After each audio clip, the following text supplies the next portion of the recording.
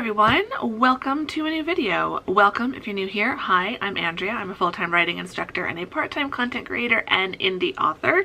Welcome back if you are one of my lovely returning friends. It's great to have you all here. Today's going to be, I don't know, a writing slash planning slash wrapping up the week kind of a vlog, I think. It's 2:44 and I'm just sitting down at my desk to do some work.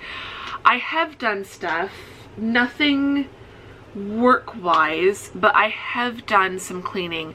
I mean, there's still a mess behind me, like down below, but like you can see there's no longer a big Amazon box there. I've taken my books, there's a few of my novels, and just put them on that table for now and moved the Amazon box out. And I've cleaned a ton of stuff out from behind my armchair. So that feels great. That feels really good. I'm glad I got that done. It does feel a lot clearer and cleaner. Just feels like I can breathe a little bit more. I did some vacuuming, which vacuuming always makes things feel fresher and like nicer. But then for the last like hour, I've been enjoying an iced coffee and my lovely cute, it's hard to see, but it is pink. I needed some mason jars for like cold brewing stuff. Yeah, I found this pack of 4 in this really pretty pink color, so I got those and they arrived yesterday, so I did a lot of dishes yesterday to wash everything. But anyway, I do want to do some bookwork, and we will do bookwork first. We will do bookwork in this vlog, but first I just want to take some time to set up my planner for next week so that that's done. I don't think I'm going to plan next week. I think I'm just going to set it up, do the little bit of decorating that I do in my planner so that it's ready for me to start planning. So I've got a flashing battery light. So I'm going to do a little bit of planning and just get my head kind of in order, and then we will talk book stuff and get to writing.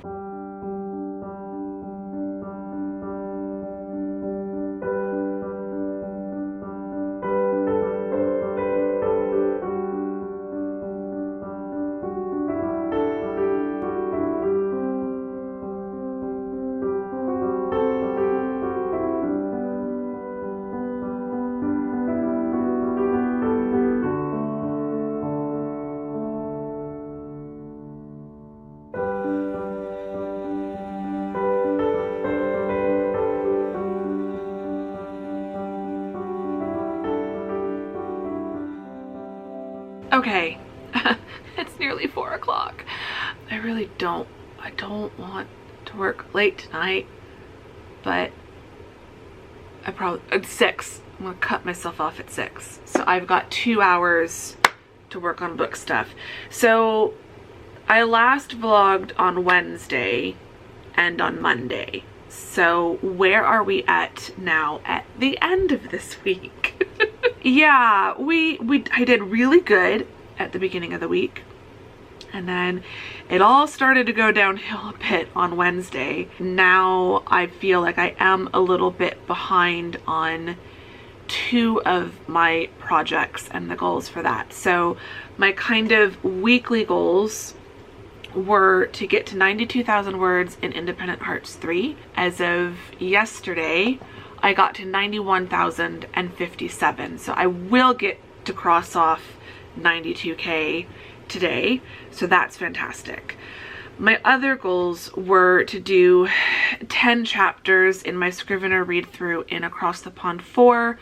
Currently only through 6, so I'm 4 chapters behind. I'm not going to get 4 chapters done today, and I wanted to do 5 chapters of my Scrivener read through in Royal Romance 1, and I've done 3 of those. 3 and a bit. I'm about a third of the way through my 4th chapter. So today, or the next couple hours, I want to try to get to 92K. Scrivener is telling me I need 813 words, so I will hit that on the way to 92K, but I technically need just under, I need like 940 something to get to 92K. So I'm going to stop when I get to 92K. I'm not going to write beyond that. So hopefully I can do that in less than an hour. I think I'm going to pop on my favorite Morgan Long autumnal read with me video. I've been watching that a few times while working on this book, even though this book is not set in autumn, it's set winter into spring. But there's something magical about this video. I used it a lot when writing The Inn of Hopes and Dreams. So my brain just sort of clicks into another gear when I'm writing to this particular video. I'm up to chapter 19. I'm writing the second to last chapter, and then I've got the epilogue. So third to last section that I need to write. I'm not quite halfway through, although I do think this chapter might end up being on the shorter side. I've got 1,293 words written in it so far. I don't know that I'm going to write over the weekend. I think I'm going to end up editing over the weekend, but I will be happy if I can get to 92K and cross that off my list. And then if I do any book work over the weekend, I can focus on, I'm going to have editing, vlog editing to do, and I still would like to rest over the weekend. I think if any book work gets done, it'll be editing work and catching up so that by Sunday night I can cross off the last two of the weekly goals. I mean, I'm gonna think about this while I write. I could try to get up through, let me check this before I promise this to myself. I'm about a third of the way through an 8,000 word chapter in Royal Romance 1, and then chapter 8 is 6,300 words. I wonder if I could get through the rest of these two chapters today and then do the remaining 4 chapters in Across the Pond over the weekend. Because if I could, then I could I've got 3 remaining weekly goals. If I put Across the Pond on hold today and just focus on Independent Hearts and Royal Romance, I could potentially cross off 2 of those 3 goals and cross off the 3rd one over the weekend by Sunday, which would work. I'd be happy with that. I will think about that while I write, because technically Royal Romance isn't the priority.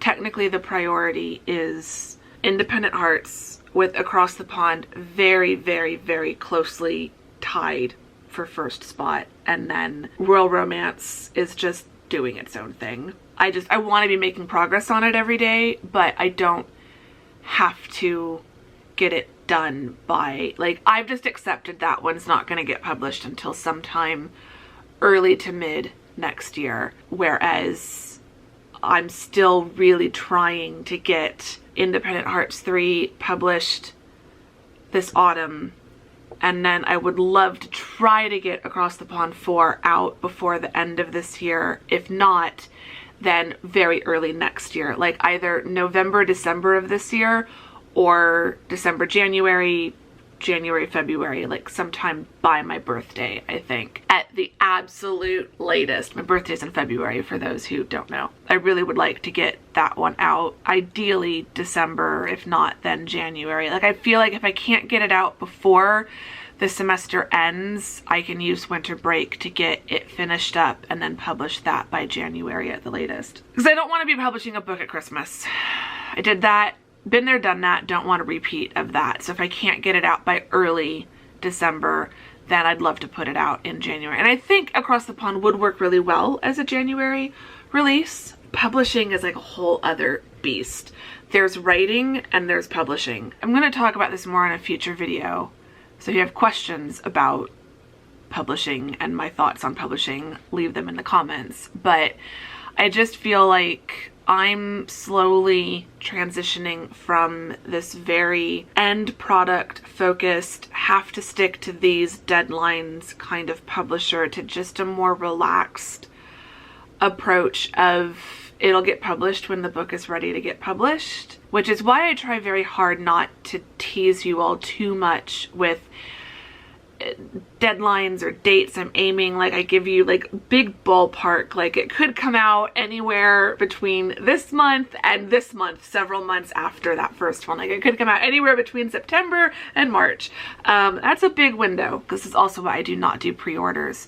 Pre-orders would just stress me out way too much, way too much. I'm realizing that I have to enjoy the process of working on these books, and if I don't enjoy it, then it just makes everything else, like, if I don't enjoy writing it, then that throws me off on editing, and then that throws me off on the next stage and the next stage and the next stage. So I don't know where I'm going with this. I don't know what's the point of this conversation? Random thoughts that come into my head while I'm looking at goals and making plans and all of that. So yeah, I'm gonna get writing. I'm gonna think about what I want my focus as far as editing is today. It's gonna depend on how much writing I can get done and how quickly I can get to 92,000 words. So I should just shut up. I think I wanna go get some tea though, some iced tea and some grapes. I think that sounds really good. And then I will sit down and get to writing and hope that my brain cooperates, because I feel like I can't speak straight today. So let's hope I can write today.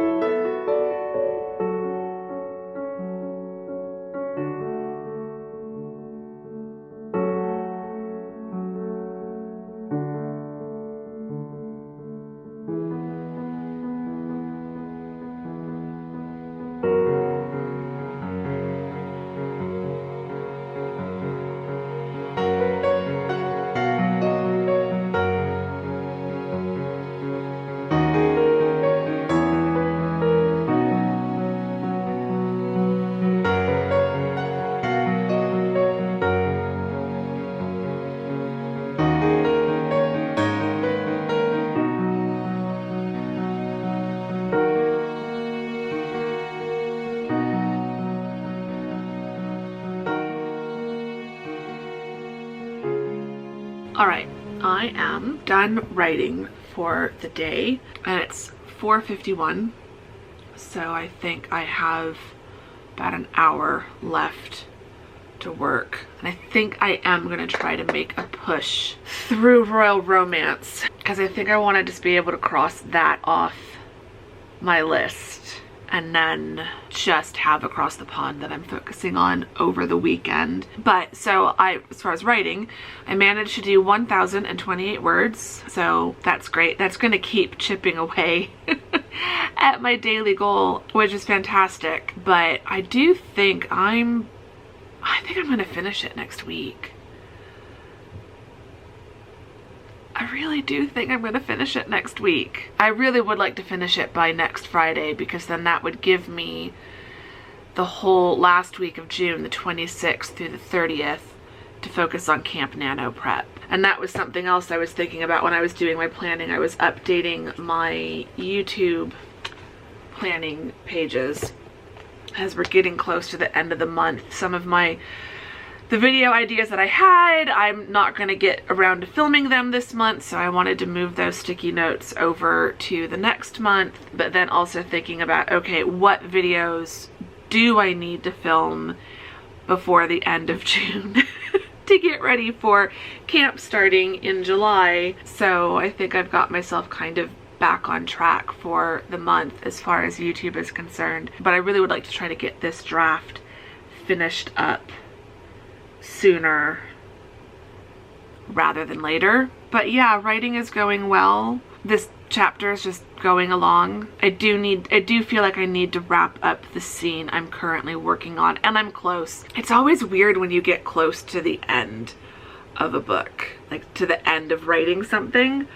It's always this feeling of, like, part of me wants to slow down because I don't want it to be over. So there's always that I have to, like, try to avoid. Like, I want to keep moving forward, keep sticking with the goal. Like, I could at this point, like, slow down and just do 800 words a day, like Scrivener is telling me, and drag it out. But I'd rather do more than 800 words a day and finish it early. I do think this one's going to finish right around 100,000 words, because if not slightly under, which would be fantastic, because then that would give me room to expand if I want to add some things. But yeah, I've really been enjoying working on this one. I mean, I enjoy working on all of my books, but I'm really liking the story. I feel like at this point I've been working on it for so long, because I started working on this when?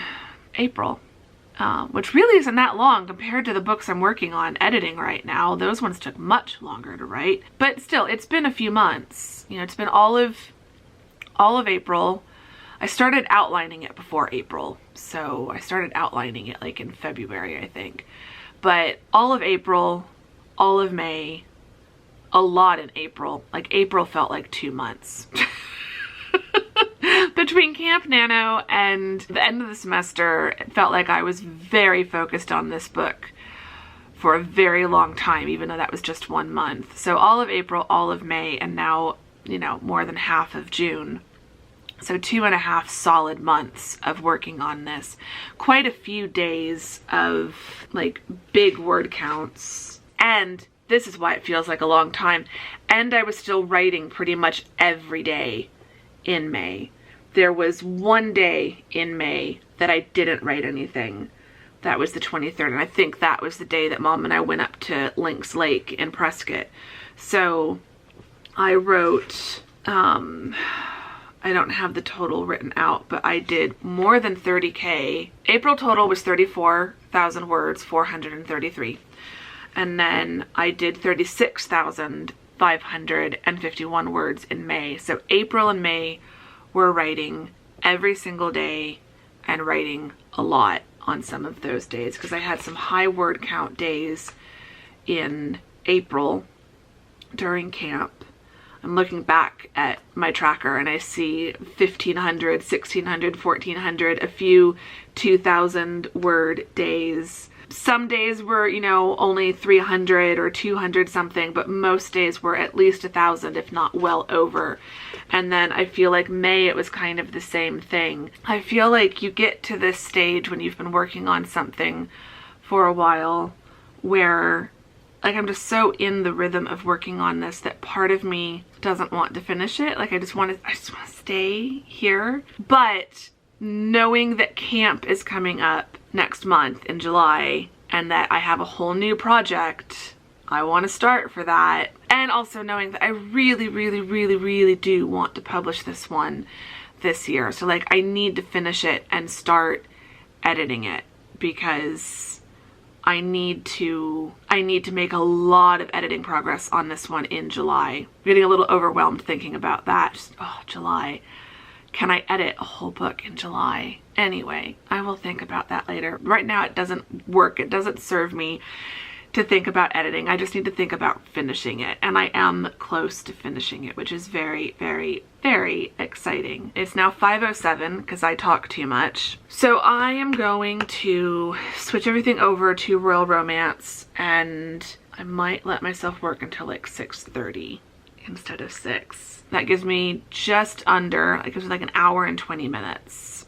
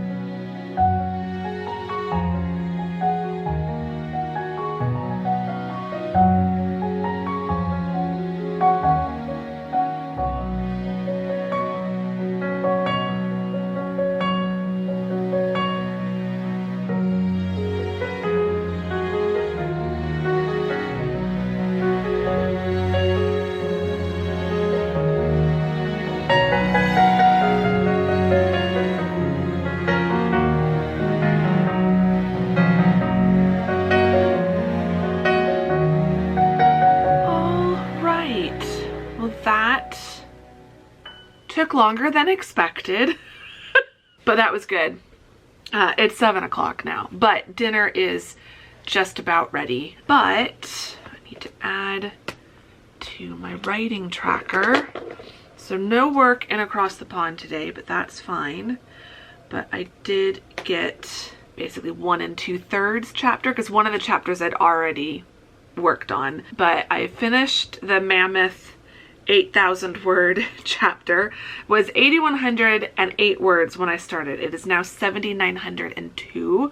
So I did manage to cut a couple hundred words from that chapter. It still needs more cutting. And then chapter 8 was 6,320 words, and it is now 6,063. So I cut almost 300 words from that chapter. So got through both of those. I was able to cross off doing 5 chapters for the week in that project, so that feels good. Royal Romance is the tricky one. Like, I am making some notes, and I know it needs to be shorter. There's this one part of my brain that's telling me it needs to be shorter, just from like a publishing standpoint. I like long books, but like not everyone likes long books, and I don't want someone to see the page length and be immediately turned off. I should probably pop this. Actually, have I put it? I have put this in vellum. Let me open it up in vellum, because I'm curious in the print version, because it's 135,506 words long, or at least the version that I started with. Okay, right now it's 418, which for reference, I think my longest book so far, just the thickest one on the shelf, is Brave Together, and that is not including back matter, because Royal Romance doesn't have any back matter. Brave Together was 337 pages. So yeah, Royal Romance is almost 100 pages longer than this one is. And so if you consider this is 300 pages, so this is just under, about 3/4 of an inch. So an extra 100 pages would make it a full inch, if not an inch and like an eighth. So just for reference. So this is 337 pages, and then Royal Romance is 418. So I mean, that wouldn't be that long.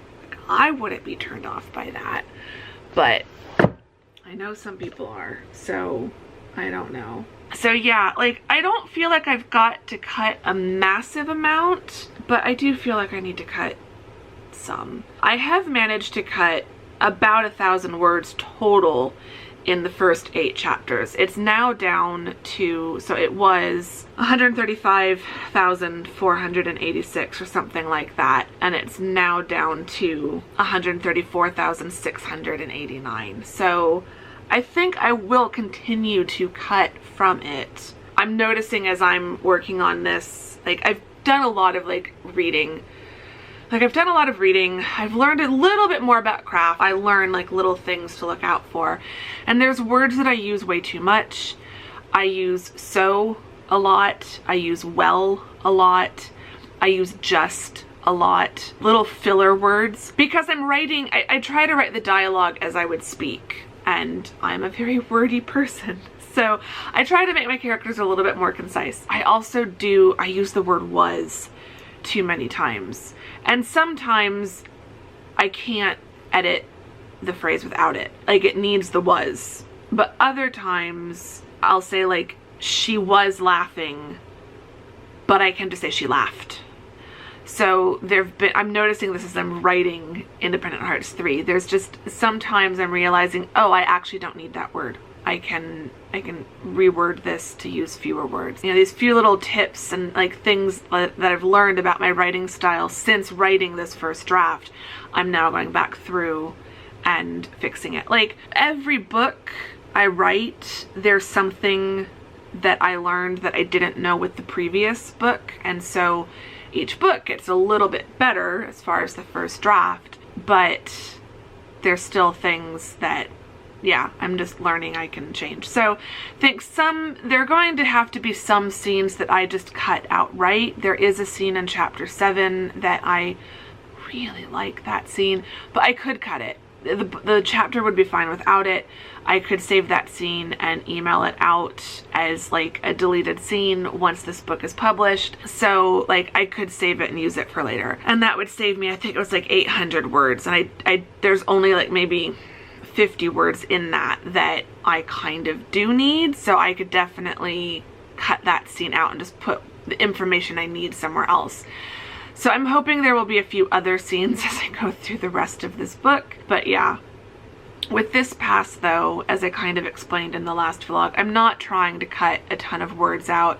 I'm making quick, easy changes and then making notes of things that I want to take more time to go through. So yeah, it's gone well. I'm happy with where it is. It's definitely going to take, I just know this one's going to take a lot longer to edit. Like I can already tell in my read through of both the Kindle read through and now the Scrivener read through of Across the Pond 4, that one just does not need as much work. It doesn't need that much cut from it. And overall, I'm really happy with that story. I don't think there's going to be a lot that really needs editing with it. I think it can be stronger. I think it can be more polished. That sort of stuff for sure. But major structural stuff, I feel pretty good about that one, to be honest. And Independent Hearts, it's too hard to tell while I'm still writing it, but so I won't know this for sure until I do the Kindle read through. But even with that one, I also feel like it's going to be a lot of polishing and fine-tuning and strengthening, but not a whole lot of deep structural developmental stuff that needs to be done. Maybe some tweaks to some of the scenes or things like that, but nothing that huge. But Royal Romance just feels like it, I love it, but it does feel like it, I don't want to call it my problem child, because that feels mean to this book. I love this book, but I feel like as much as I love this book, I feel like it's got a ways to go from being my little precious baby that I love and don't want to change a single hair on its head to my product that I need to be able to sell. And that's not just a length issue. I think there is an audience for longer books, and it's not like it's 500,000 words long. It'd be the longest book that I would publish, but it's not a ridiculous length. And I've said this before, but I think particularly because it's a royal romance novel, and it does have this kind of modern fairy tale aspect to it. It's a fictional country, it's a fictional monarchy, there's a lot of world building that I have to do.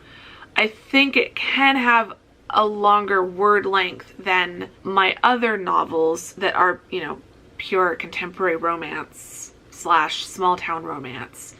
I feel like the fairy tale royal aspect of this leans it slightly more towards fantasy than not fantasy, if that makes sense. And fantasy novels can be longer because of the world building aspect of it. I do think this is going to market itself more towards people who do like more of the romantic fantasy / fairy tale retellings / modern fairy tales than romance readers who just do kind of standard contemporary romance and like shorter books that they can read faster to get on to the next one. Or maybe that's just what I'm telling myself to make myself feel better. I don't know. That's my gut instinct from a marketing editor publishing perspective, but it is a very delicate balance to make. So like I've got my gut instinct that it's probably not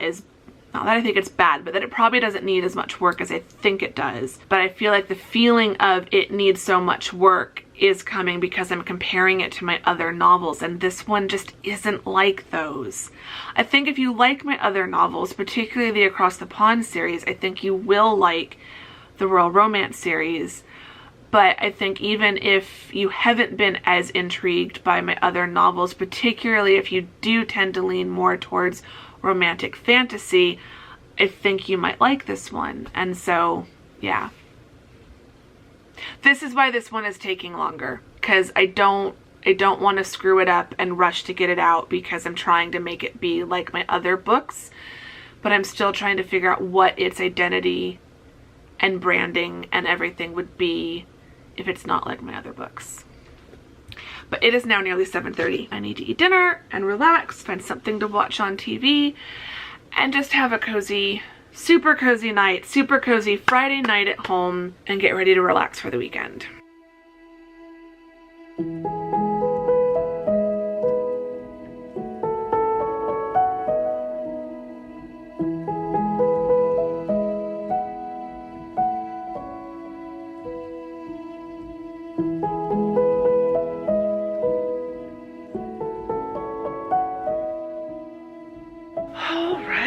It is 10:30. I am out here way too late watching TV. I knew I shouldn't have started this show. I should have just put on a movie or something that would have been done in only like 2 hours, but I got started on a TV series and yeah, time has run away from me. I've started watching, well, I started watching, it's called 5 Days, and it's from 2007, and I thought, oh gosh, what's this really interesting looking British mystery police series starring like everyone you know, that I haven't seen. Like, it's from 2007. I don't think I've seen this. And as I'm watching it, I'm just like more than 2.5 episodes in, but I'm not going to finish the 3rd episode tonight. But as I'm watching this, I'm like, no, I have seen this. Like, there's so much that's familiar, but I can't remember the ending of the series. It's 5 episodes. HBO Max, which is now just called Max, has the 1st season, which is 5 episodes. And then I think it looks like the Tubi app has season 2. For some reason, they're split like that. I'm gonna try to watch season 2 when I finish season 1, because I'm pretty sure I haven't seen season 2. But yeah, this has like David Aiello, Penelope Wilton, Janet McTeer, Hugh Bonneville, whole bunch of people. But it's from 2007, so like it's a little bit dated in terms of like the costuming. The cinematography is definitely dated. Very early 2000s look to the cinematography, but it's pretty good. The mystery so far is pretty good. I can't remember what happened, so it's like watching it for the first time. But I'm getting very, very sleepy and I need to go to bed. I'm gonna do some reading first. I finally finished Emma Bennett's box set, so I am on to something new and I'm enjoying it so far, but I can't remember the title. I think it's called like Hannah Gets a Highlander or something, or A Highlander for Hannah, I think. And I think it's by Mary Warren, but it's late and it's been a long week and my brain is not working. So I will show you a picture of the cover when I get in bed and start reading. I'm still in the first like several chapters of that, so not that far, but it's pretty funny so far. It's kind of like Outlander, but in reverse, and rom-com, so none of the violence of Outlander. But it's kind of like, take Jamie Fraser from Outlander, like that character, and plop him in a 2020 era farmhouse in upstate New York, or like somewhere in New England. It's adorable so far. I'm really enjoying it. It's been on my list for a while, so I'm finally reading it. So I want to read from that for at least a few minutes before I go to bed. But I am definitely feeling sleepy. But yeah, it's been a nice evening. It's been a lovely day. I'm feeling a lot better. Like my office still needs a lot of work, but I have been feeling a lot better about the state of my apartment throughout this evening. It's just every time I get up to go into the kitchen, I no longer cringe when I walk by this area. Like, it's not perfect, but it's a lot better than it was. Although I now have a giant, like a line of a stack of books going behind my couch. This is gonna be a project for I thought July. It's probably going to be like throughout the summer. I need to get the office rearranged and then I can use parts of the office space. But I need to go through my bookshelves, basically. And it's been almost 10 years, like literally almost 10 years to the day since I moved in. It'll be like 10 years, August 13th or something. So it's been a while, and I've really not changed my bookshelves at all during that time.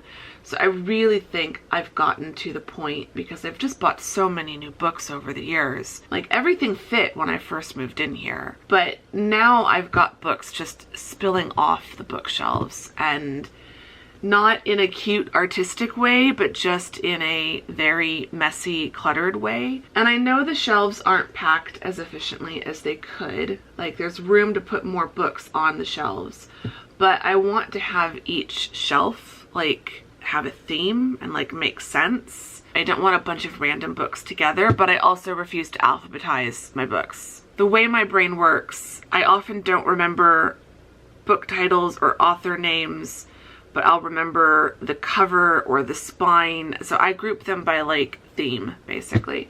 So I want to do that, but the themes, and I started doing that, but the themes have gotten a little bit out of control and books aren't quite where they should be.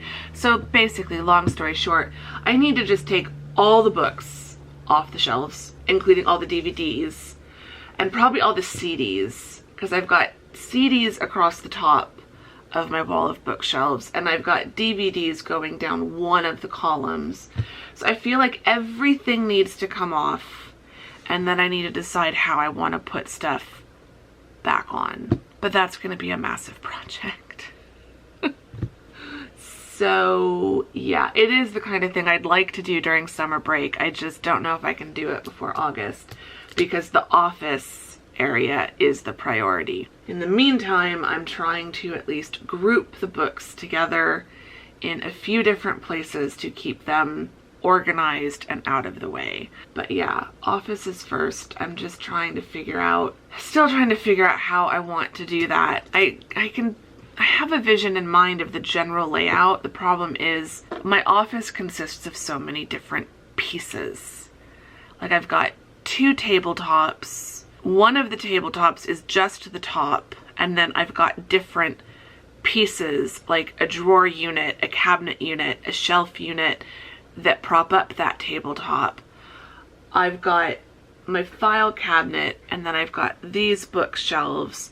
And so it's just always a matter of like Tetris, just trying to get things to fit in just the right way, that it fits and it's functional, but that it also looks kind of nice. So I'm just worried about tearing up my office and putting it back together and then having it look weird, because I don't really have like a fancy desk set. It's just a random mishmash of pieces. So that were bought for the configuration I originally had them all in, but that's not the configuration I want them to be in going forward. So I don't know.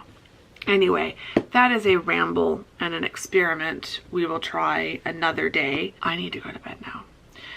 I hope you've enjoyed this vlog. If you did, give it a thumbs up. Subscribe if you're not subscribed.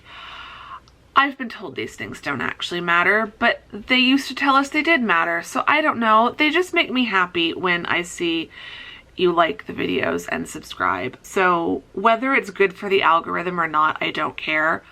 It would make me happy if you like this video and or subscribe. Let me know how you're doing in the comments. Let's chat about, let me know in relation to the show I've been watching, because it has some of my favorite British actors in it. Who are some of your favorite British actors? Especially British actors who don't get the recognition. Like, I'm not talking about like your favorite lead actor. I'm talking about who are some of, and they could be non-British, who are some of your favorite actors who are always there and always kind of in the background, but they're never like the main focus, but you just get really excited when you see them. I started watching this because in one of the episode thumbnails I saw Harriet Walter, and I will watch just about anything with Harriet Walter. I like her in anything and everything I see her in. So yeah, who are some of your favorite secondary actors, or like just really good actors who aren't usually the main focus, so they don't get all the attention? I would like to know who we are liking and who we will watch who maybe aren't always the most like prominent actor in a particular series. So let me know in the comments below, or you can leave me some candle emojis. That'll be our emoji of the day, because I'm looking at all the candles on my desk. So leave me some candle emojis to let me know which one of you lovely people have made it all the way to the end of what I'm fairly certain has been a very long and rambly vlog. Thank you for watching. And with that, I'm gonna go to bed. I will see you all very soon in the next vlog. Thank you very much for watching this one. Bye!